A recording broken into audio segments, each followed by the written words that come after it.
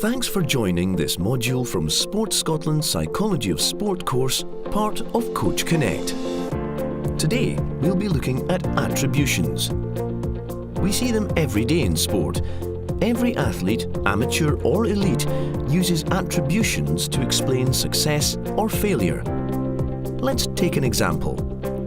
Sergio Garcia led the 2007 Open at Carnoustie for the first 3 rounds. On the final day, he started with a 3-shot lead and was 6 shots in front of Padraig Harrington. He finished level with Harrington, then lost the 4-hole playoff. His now infamous post-match statement said that he was playing a lot of guys more than the field, was widely interpreted as an attempt to blame the golfing gods. He also suggested that a longer than usual wait while bunkers were raked had an influence, saying, "When you're one in front, hitting a 3-iron into a green where there's danger everywhere, having to wait at least 15 minutes to hit your shot doesn't help." Finally, he cited plain old bad luck, complaining that he rarely gets good breaks. Athletes use attributions to explain the primary cause of their success or failure. Those attributions break down into 3 main factors: causality, controllability, and stability. Causality relates to internal or external influences. Controllability relates to the athlete's degree of control over those influences. And stability relates to the likelihood of the athlete being able to repeat their performance. In Garcia's case, the influences he attributed his performance to were uncontrollable and external. The attributions athletes use can affect their future performance in both training and competitions. Let's look at the 3 factors of attribution in more detail. Causality is about whether the performance was due to internal or external factors. Internal factors are things like skill, attitude, and fitness levels. External factors are things like luck, or opponents, or weather. Controllability is, as it sounds, about the athlete's ability to control the factors influencing performance. For example, the athlete can control how supported they feel by their teammates, but they have no control over how well the opposition play or the calls made by an umpire or referee. Stability can be considered in terms of how likely it is that a particular performance or outcome will be repeated. An athlete might say something like, "I ran a personal best, so I feel like I'm in good shape, and I'm looking forward to racing and performing well next time." So, attributions are the reasons athletes give for winning or losing, performing well or not performing well, achieving or not achieving their targets. Those reasons inform future expectations and influence emotions, which in turn affects the athlete's motivation to continue and their self-efficacy or belief in their ability to perform. An athlete who attributes achieving their goals to internal, controllable, stable factors will believe they can repeat their performance or have similar success in the future. That's likely to give them high self-efficacy and motivation.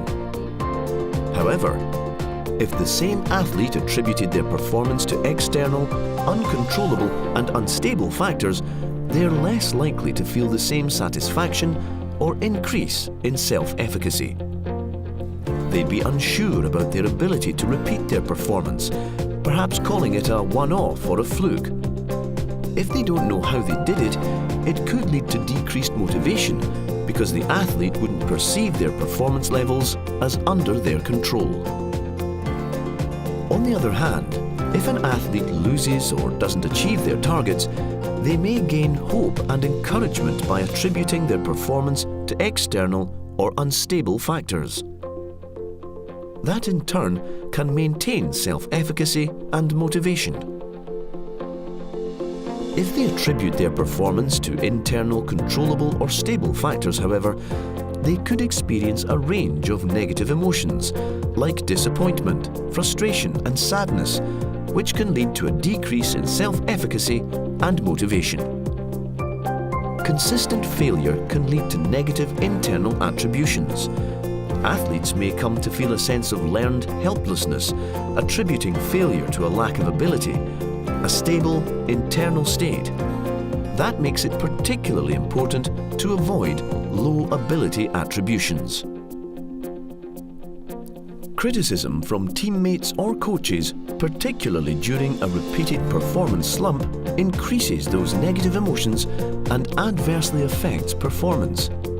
So careful management of performance after any kind of failure is critical to an athlete's well-being and future participation. It's important to support and educate your athletes about finding the right attributions for performance at all levels. That helps them maintain self-efficacy and motivation and is more likely to produce consistent or improved performances next time. At the same time, attributions should be accurate and based on evidenced data to make sure athletes don't develop a false idea of their ability levels. When an athlete performs well, they should be encouraged to attribute their performance to internal, stable and controllable factors, like the right strategies, hard work and good preparation. Those would be considered adaptive. In other words, attributions that help the athlete's well-being and future performance. Attribution to external, unstable and uncontrollable factors could be considered maladaptive. In other words, they won't promote the athlete's well-being or positively influence future performance. If an athlete underperforms, they should be encouraged to attribute that to external, unstable and controllable factors. So, in this instance, internal, stable and uncontrollable factors could be considered maladaptive.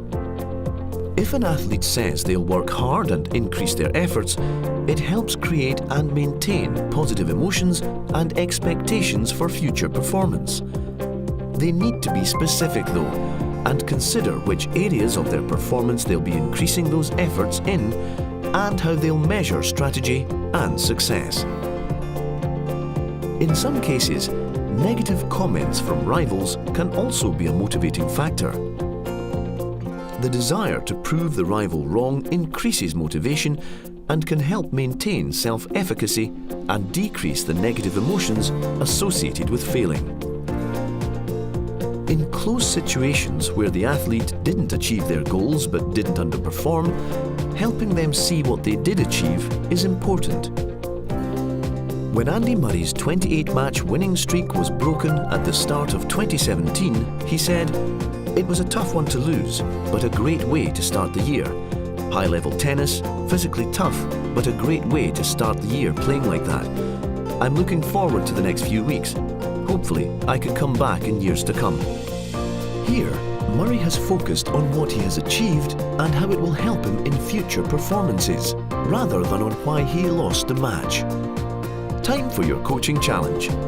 This is where we'd like you to consider some questions and share your answers with the dedicated Facebook group. It's useful support and feedback for all coaches, so please, join in. First, reflect on the attributions your athletes typically give for their performance. Are they internal or external? Controllable or uncontrollable? Stable or unstable? Adaptive or maladaptive? Now think about the attributions you give for your athlete's performance. Consider what you'd like to keep doing and what you'd like to change. How can you encourage adaptive attributions that maintain self-efficacy and motivation? Thank you for taking part in this Sports Scotland Psychology of Sport module. Look out for more modules and workshops from Coach Connect, available on our website or through the Sports Scotland app.